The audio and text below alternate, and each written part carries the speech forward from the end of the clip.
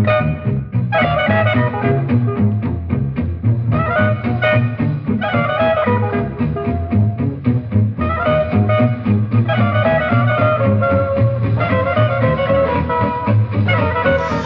and welcome everyone. So today, thanks for following me to this fourth lecture about the King's Gambit. And the previous I explained the main ideas of the King's Gambit. We were seeing the most important and the classical games played 100 years ago, 150 years ago. And we even were considering the plan, which was for the first time invented by the first world champion William Stenitz, after e4, e5, f4, e takes f4, and here quite interesting idea, knight c3. But only after the Second World War,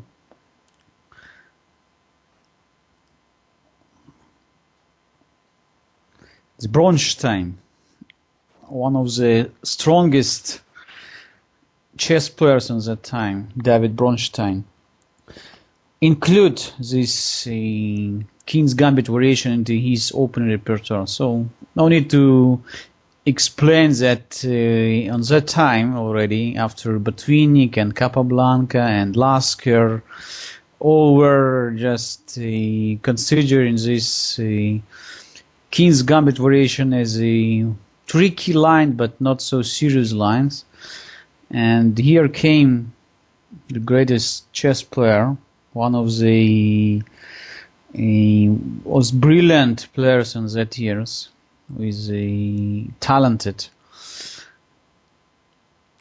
David Josifovich Bronstein, and started to play it very, very successfully. So he played many games, and later on, after the Bronstein invented a lot of new ideas in different lines,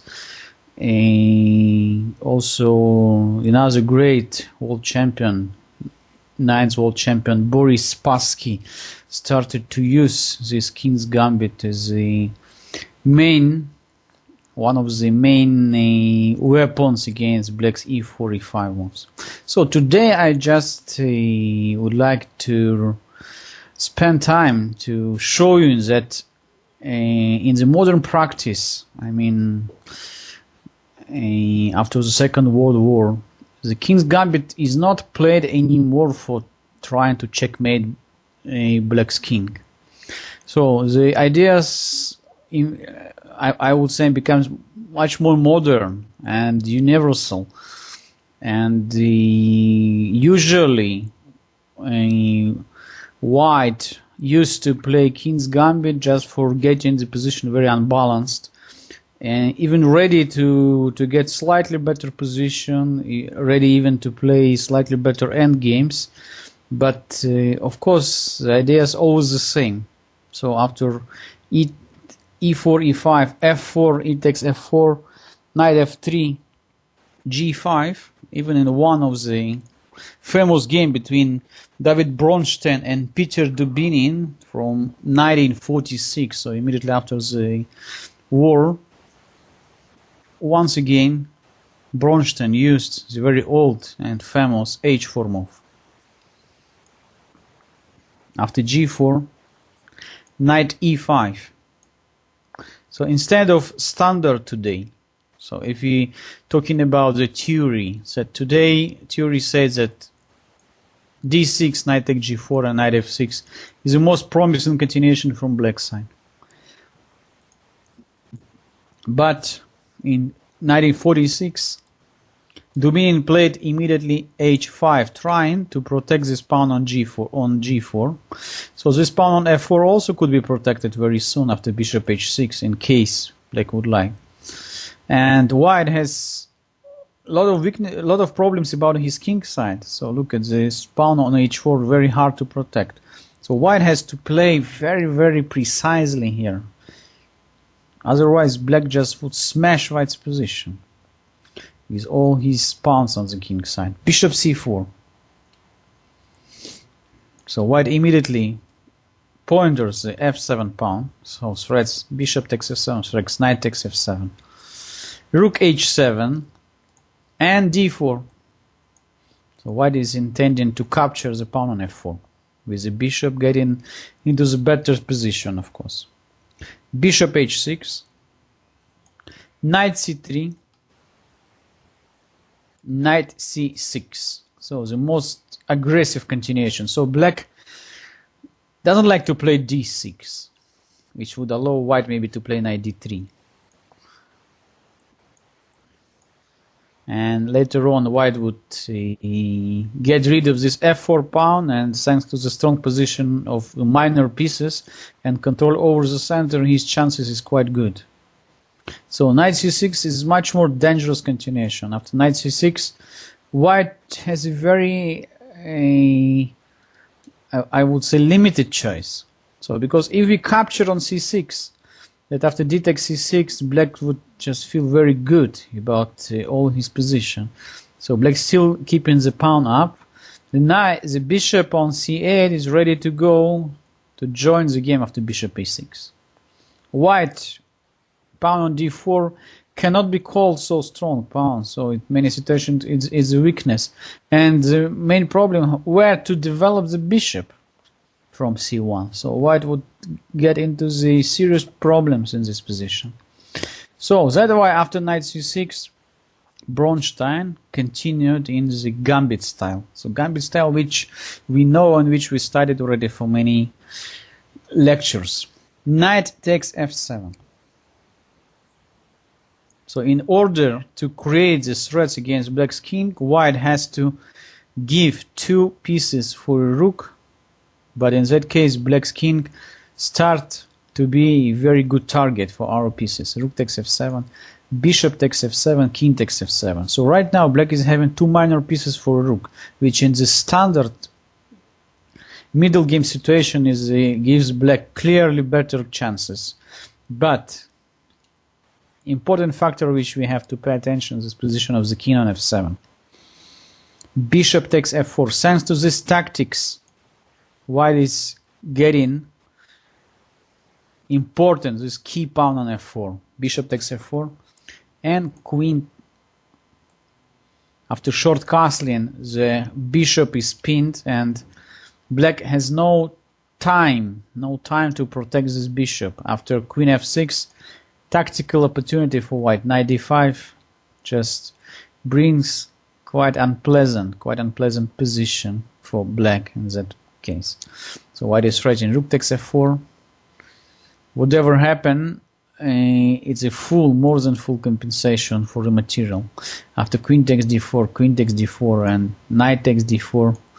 Even rook takes f4 is quite good. After knight, even knight takes f4 leads to the very unpleasant situation for black, because white is gaining one more pawn after knight takes h5, and the white rooks are extremely dangerous, extremely active in such situation, because we have a lot of open files, and black's king is still cannot find the good square on the board.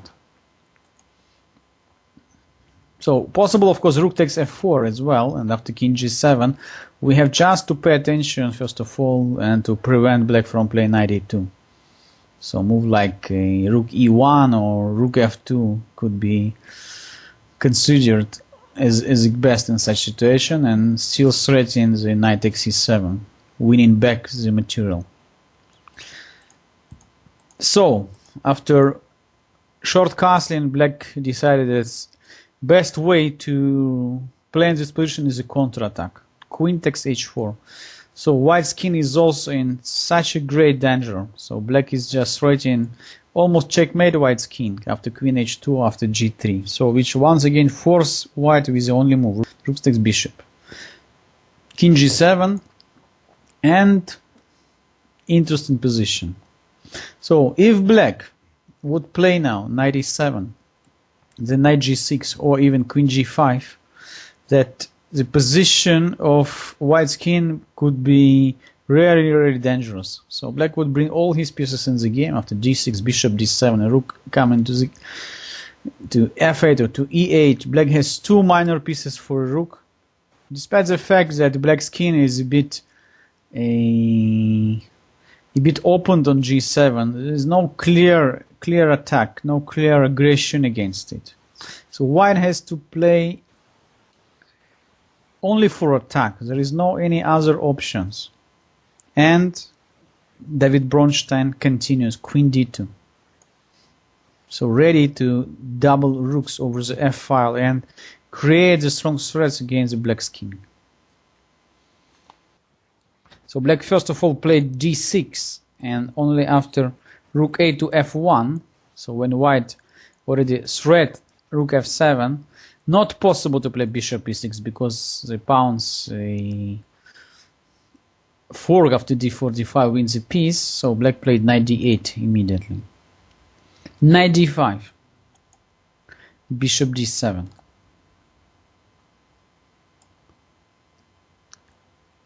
So now we cannot play rook f7, we cannot play a knight somewhere f6 because black just simply would sacrifice back the material after knight takes f6. Knight takes c7 only leaves our knight a bit far away from the important area of our attack on the king's side. So as usual, when you have initiative, you have to open files and diagonals for your pieces. So black's king on g7 is a target. We have to open the center. e4, e5. Once again, temping. White is not allowing black to play g3 never.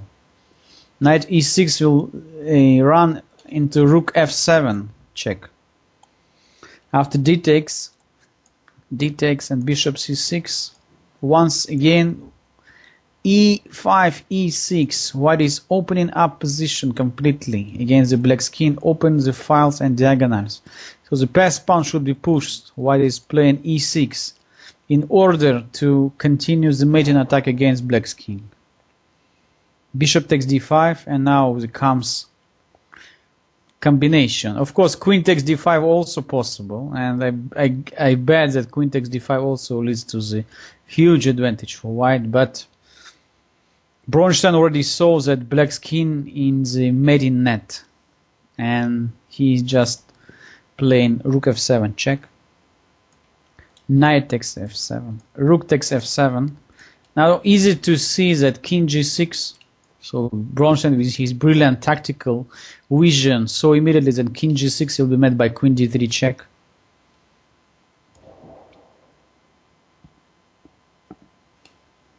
Where to go with the king? King g5, let's say, check on f5, and finally checkmate on h7. So white is having two pieces down, but black's king is in very bad situation. After king h8, that would happen in the game. Queen c3 check, knight f6, and rook takes f6. Queen takes f6. Queen takes f6 check. So the game is over. King h7. Queen f5, and black resigned very soon. So after queen takes d5, other piece is gone, and black has no any compensation already for the queen. So this is quite important for our understanding game. Shows white's great potential in the king's gambit. So when you have the initiative, you have to attack, otherwise you will lose your advantage.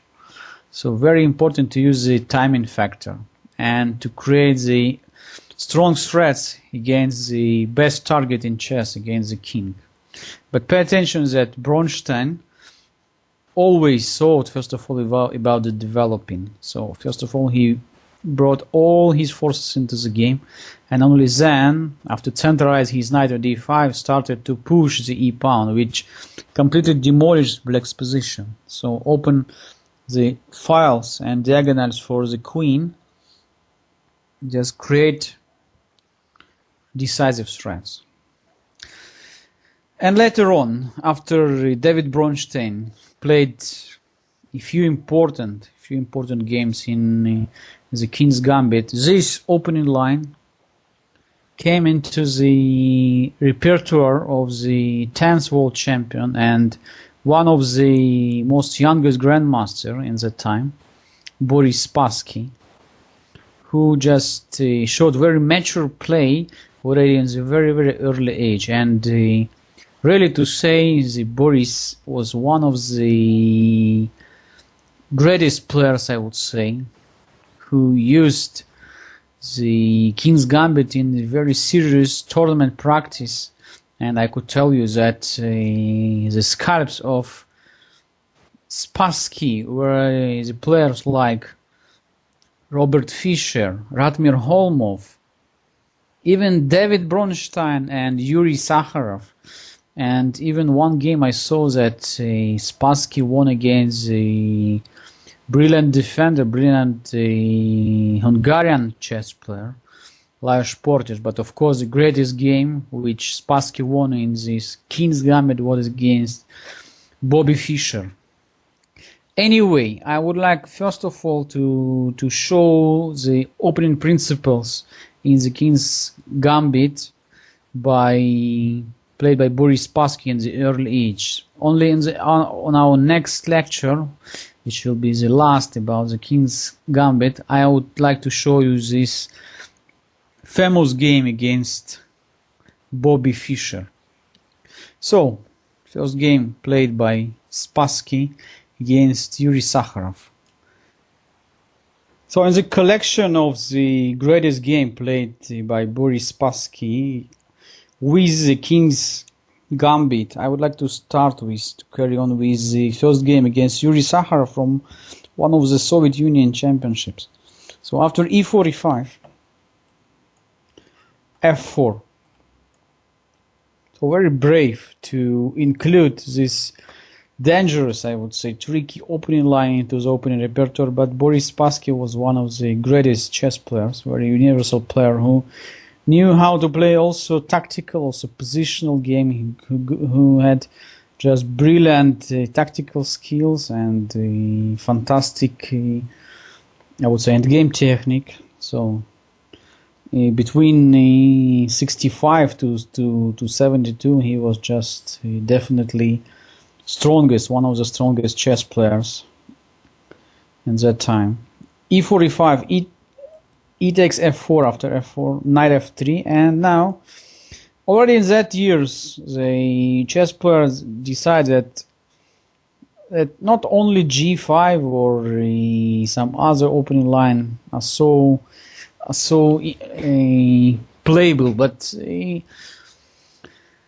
according to the rules how to play against Gambit, we know that maybe the counter attack with even a counter sacrifice could be quite great opportunity to meet all these Gambit lines. And even at that time, I guess it's almost 60 years ago already, something like that, the d5 was considered like one of the best continuation. And funny enough that even today's theory says that d5 is quite playable, a quite strong line. So by d5, black is not only destroying white's pawn structure on the center, but also creates a quite good opportunity for black's bishop to be developing to g4. And after d5, it's quite easy for black also to complete the development and to make a very fast castle. So to take the king out of the center. The problem for white is that white almost necessary to capture, so white has to capture. E takes d5, knight f6, and here possible also to play d4. Today's theory even recommended move like bishop c4, which is quite nice because in case of knight takes d5, white could even capture queen takes d5 and knight c3. Once I was shown this line by Viktor Korshner, who said me, wow, it's so interesting that We even could sacrifice, give away this bishop, this light square bishop, which is so good in usual situation, in order to achieve the development advantage. So after knight c3 and then d4 and then bishop takes f4, white deserves slightly better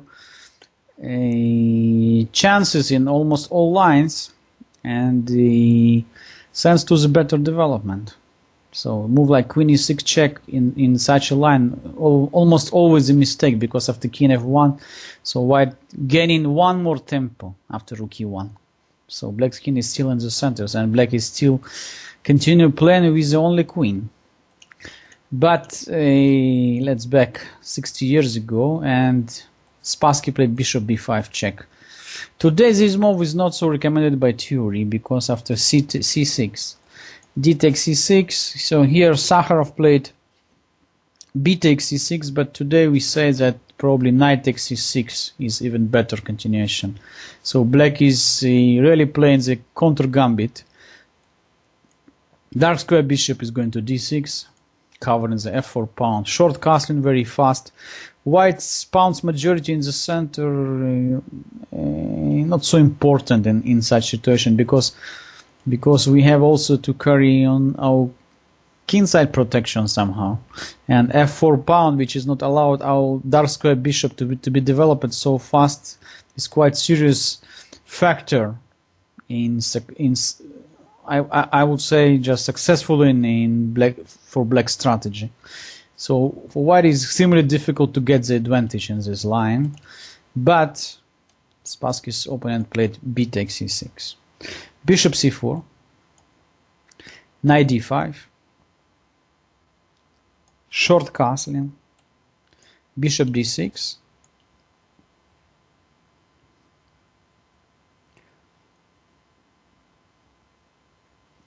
knight c3. So white is continue pressing the black's position in the center, bishop e6. So now d4, of course, is a serious mistake, because after knight takes c3, b takes c3, we are losing a piece after bishop takes c4. So much better just to start here with knight e4. That was Spassky played. Bishop e7, bishop b3, short castling, d4, knight to d7, and queen e2. So I would like to pay your attention to this position. So really to say, Spassky didn't reach here any special advantage, any special attack on the king side or whatever. But as I said before, just modern way of playing the gambits is not always looking for the king side attack. So sometimes we are just ready even to get slightly better position in the center, slightly more control over the open files. And right now, Spassky is intending to play c4 at right moment, or even to capture on d5 and winning back this pawn on f4. Even allow black some counterplay, but with a better structure and more active pieces, white is definitely could pretend on advantage. So black decided to play g5 now. So now games just changed his character, because black is really playing very aggressively. So black doesn't like to give away this bishop, this pawn on f4, and look at our bishop. It's quite difficult to find a good place for developing. So Spassky immediately feels that this is a critical, maybe key moment of the game, and decided to change the attitude of this fight and played very, very aggressively. c4, knight b6, and now the move from other side of the board, h4. Wow, such is unclear.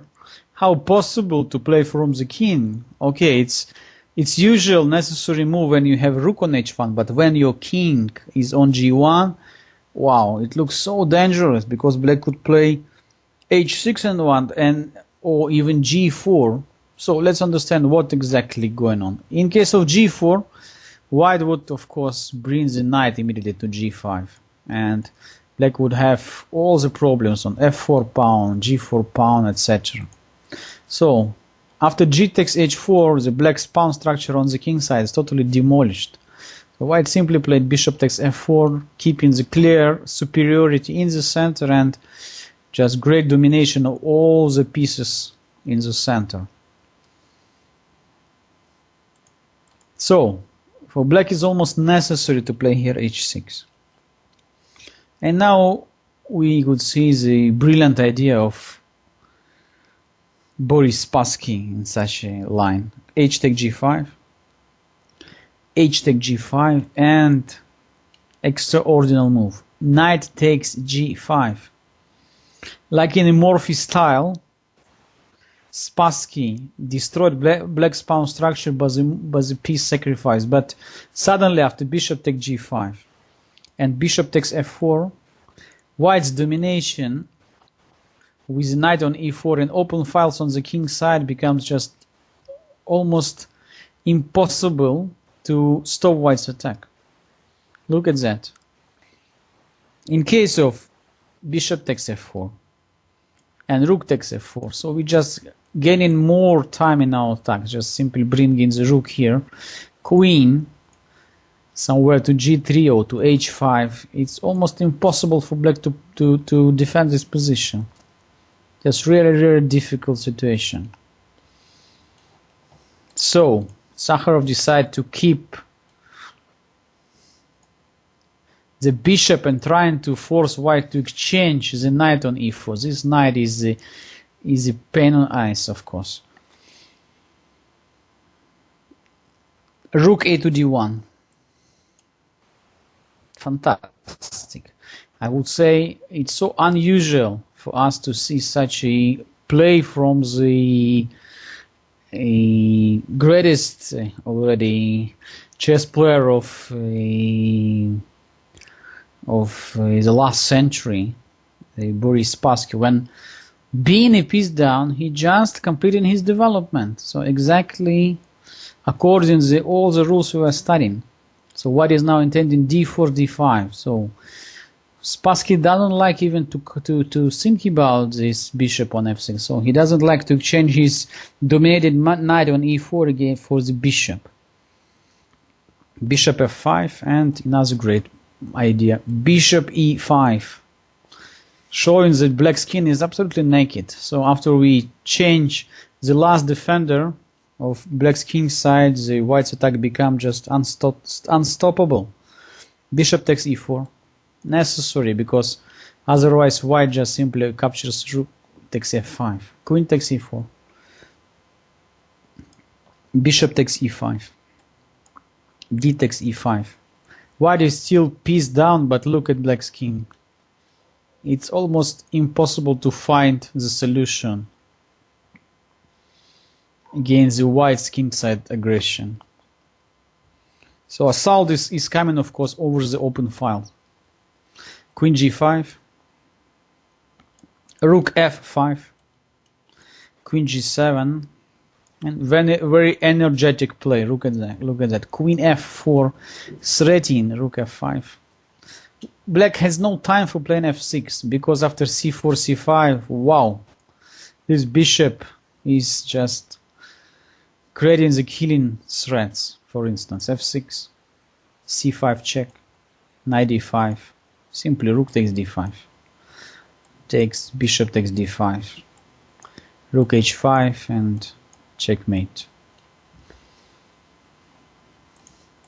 So in this critical position, when white's threats are almost crucial, black decided to sacrifice the queen, but of course it cannot save it from the defeat after knight takes e5.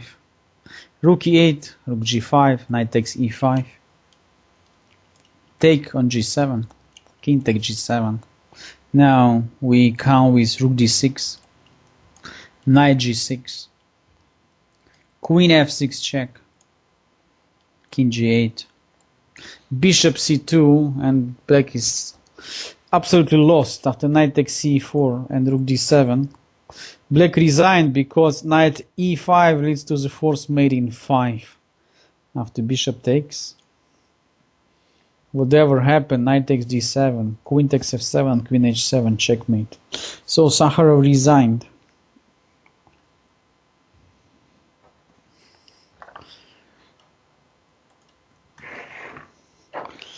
I just only like to show that Spassky of course was white and Sakharov was black.